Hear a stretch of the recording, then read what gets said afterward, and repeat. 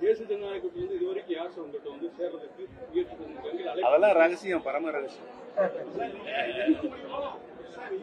எந்த முடிவும் எடுக்க மாட்டேங்குன்னு உங்களோட ஆதரவாளர்கள் நிறைய வந்து திமுக எல்லாமே போயிருக்காங்க சார்.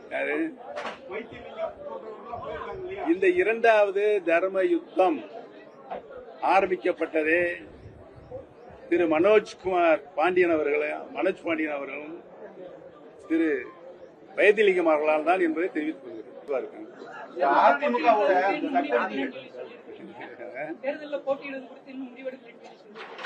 இல்ல தேர்தலில் போட்டியிடுவதற்காக இந்த இயக்கம் தொடங்கவில்லை. நீங்க எல்லாம் புரிஞ்சுக்கிறணும். கழகத்தினுடைய சட்ட விதியை மீட்டெடுப்பதற்காக சட்ட போராட்டம் நீதிமன்றத்தில் நடைபெற்றுக் கொண்டிருக்கிறது.